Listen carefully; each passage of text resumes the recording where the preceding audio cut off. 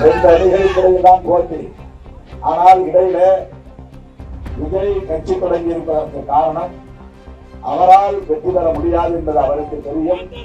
அவரால் ஆட்சிக்கு வர முடியாது என்பது அவருக்கு தெரியும். தாவேகாவை எங்கள் எதிர்ப்பின் இலக்காக நாங்கள் முன்னிறுத்தவில்லை. தாவேகாவுக்கு எதிரான பரப்புரைகளை நாங்கள் தீவிரப்படுத்தவில்லை. திமுக கூட்டணி வெற்றி பெற்றுவிடக் கூடாது, மீண்டும் முதலமைச்சராக அண்ணன் தளபதி அந்த இருக்கையில் அமர்ந்துவிடக் கூடாது, அதை தடுத்தாக வேண்டும் என்று நண்பர் விஜய் கட்சி தொடங்கி இருக்கிறார். 2 அணிகளுக்கிடையே தான் போட்டி. ஆனால் இடையில விஜய் கட்சி தொடங்கி இருப்பதற்கு காரணம் அவரால் வெற்றி பெற முடியாது என்பது அவருக்கு தெரியும். அவரால் ஆட்சிக்கு வர முடியாது என்பது அவருக்கு தெரியும். ஏனென்றால் அவர் கட்சி தொடங்கி 3 வருஷம் ஆகுது. இதுவரையில் அவர் வேறு எதை பற்றியுமே பேசியதில்லை. அவர் எங்கே வாயை திறந்தாலும் திமுகவா தாவேகாவா 2 பேருக்குத்தான் போட்டி. அவர் கட்சி தொடங்கி 3 வருஷம் தான் ஆகுது. திமுக 3/4 நூற்றாண்டு கால வரலாறு உள்ள கட்சி. ஆளுங்கட்சியாக இருக்கிற திமுகவை நேற்று பெய்த மழையில் இன்று முளைத்த காலம் என்று பழமொழி சொல்வார்கள். ஒரு பழமொழி. ஆட்டத்திலே முதல் ஆட்டத்திலே இறங்கல, அவர் குவார்டர் ஃபைனலுக்கு வரல, செமி ஃபைனலுக்கு வரல, அவருக்கு டைரக்டா ஃபைனல்ல வந்து திமுகவை வீழ்த்துவேன்னு சொல்றாரு. அவர் பிளே கிரவுண்டுக்குள்ளே இப்பதான் நுழைகிறார். அவர் நேரடியாக திமுகவோடு மோதுகிறேன், திமுகவை வீழ்த்துவேன், ஸ்டாலினை அப்புறப்படுத்துவேன், இந்த ஒரே ஒரு அரசியல் தான் நண்பர் விஜய் பேசுகிறார்.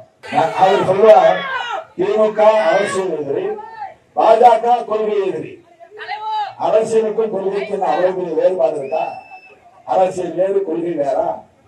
கொள்கை இல்லாமல் அரசியல் இல்லை, அரசியல் இல்லாமல் கொள்கை இல்லை.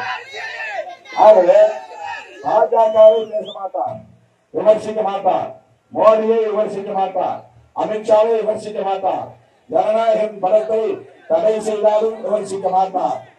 நான் கேட்கிறேன் அந்த விஜய் அவர்களை பார்த்து, திமுகவை வீழ்த்த நீங்கள் விரும்புவது உங்கள் விருப்பம், முயற்சிப்பது உங்கள் முயற்சி, அது உங்களுடைய சுதந்திரம், ஜனநாயக உரிமை. ஆனால் திமுகவை ஆட்சியில் இருந்து அப்புறப்படுத்திவிட்டு அந்த இடத்தில் யாரை அமர வைத்து பார்க்கிறீர்கள்? அவரால் உட்கார முடியாது. 10% மேல அவரால் ஓட்டு வாங்க முடியாது. அவரே திருச்சியில் வெற்றி பெறுவாரா? தெரியாது. அவரே பெரம்பூரில் வெற்றி பெறுவாரா? அவருக்கே சந்தேகம். அதனால்தான் பெரம்பூரிலும் வெற்றி கொடுத்தார்கள், திருச்சி கிழக்கிலும் வெற்றி கொடுத்தார்கள். அவருக்கே சந்தேகம். முதலமைச்சராகவே அவரால் முடியாது. தாவேகாவை எங்கள் எதிர்ப்பின் இலக்காக நாங்கள் முன்னிறுத்தவில்லை. ஆகவே தாவேகாவுக்கு எதிரான பரப்புரைகளை நாங்கள் தீவிரப்படுத்தவில்லை. எங்கள் இலக்கு அதிமுக பாஜக வலிமை பெற்றுவிடக் கூடாது என்பதில்தான் குறியாக இருந்தது. அதனை ஏற்று தமிழ்நாட்டு பொதுமக்கள் வாக்களித்திருக்கிறார்கள். அது முழுமையாக எங்கள் கூட்டணியை நோக்கி வந்து சேரவில்லை என்பது வருத்தம் அளித்தாலும் இது எங்களுக்கு கிடைத்த மாபெரும் வெற்றி. தமிழ்நாட்டில் இனி சங் பரிவார்கள் வாலாட்ட முடியாது. இங்கே காலூன்றுவதற்கு இனி அவர்கள் எந்த முயற்சியையும் மேற்கொள்ள முடியாது.